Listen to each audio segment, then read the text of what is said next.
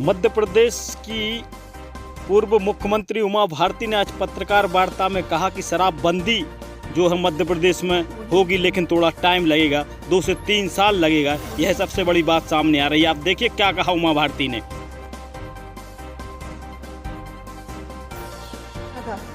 हम ऐसे ही बोले थे, हमने कहा था अभियान चलेगा, और जिस दिन मेरी पहली प्रेस कॉन्फ्रेंस हुई है उसकी रिकॉर्डिंग है, उसमें क्लियर है ये सारी बातें कि मैंने कहा था कि ये फेजिंग में ही चलेगा। फेज़ में पहला फेज़ अभियान का ही होगा। तब तक हम सरकार को मौका देंगे कि वो राजस्व की क्षतिपूर्ति के उपाय निकाल लें। इस बीच में स्वचेतना से लोग अभियान में शामिल हों और शराब छोड़ें, और फिर धीरे धीरे सरकार जब राजस्व की क्षतिपूर्ति के रास्ते निकाल ले तो पूर्ण शराबबंदी और नशाबंदी की ओर राज्य जावे। नशे में तो कोई राजस्व मिलता ही नहीं है, नशे में तो सिर्फ बर्बादी है। नशे में तो कार्रवाई ठीक से करनी है, क्योंकि नशा बिना संरक्षण के नहीं होता। इसमें नीचे के बहुत लोअर लेवल के प्रशासनिक कर्मचारी, अधिकारी और पुलिस का कंट्रोल होता है। बड़े अधिकारी शामिल रहते हैं, ऐसा मेरे को समझ में नहीं आया है, लेकिन नशे के बारे में जो समझ में आया है कि वो बहुत ही नीचे के लेवल पे चलता है। इसलिए इस पर तो कंट्रोल करना ही चाहिए और सख्त कार्रवाई करनी चाहिए। अब रही शराब की बात, इसको आपको बहुत ध्यान से सुनना पड़ेगा, क्योंकि आपको मेरा साथ देना है। इसमें मीडिया मेरे साथ है, बहुत अच्छी तरह से साथ है, और इसलिए वो चिंतित भी है कि दीदी ने नहीं, ये शराब माफिया ने फैलाया है कि मैंने अपना स्टैंड बदल लिया।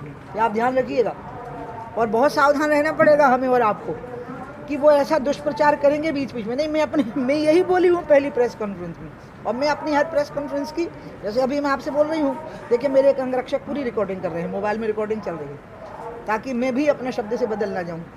तो इसलिए राजस्व तो मिल रहा है नंबर 1 की शराब से, नंबर 2 से तो नहीं मिल रहा ना, और नंबर 1 से ज़्यादा तो नंबर 2 की शराब है।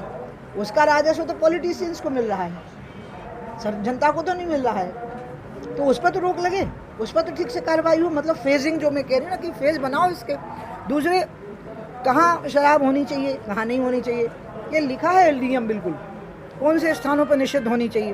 तो जो निषिद्ध स्थान है वहाँ नहीं होना चाहिए।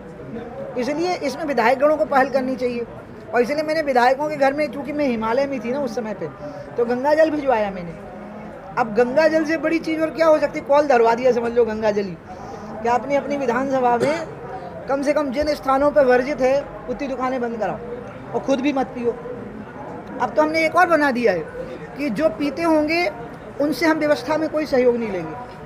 जैसे किसी ने कहा कि आपका कार्यक्रम होना है महिलाओं का, महिलाओं को आगे किया ना मैंने। इसे पंडाल, हमने कहा पंडाल बनो, जो पंडाल का ऑफर करा है जरा देख लो वो पीता है क्या, तो नहीं चाहिए, खुले में बैठो, पेड़ के नीचे बैठो। और अपनी तपस्या से, तपोबल से मैंने महिलाओं को कहा आगे आओ। उसका कारण है कि सरकार का भी हमको हौसला बढ़ाना पड़ेगा ना।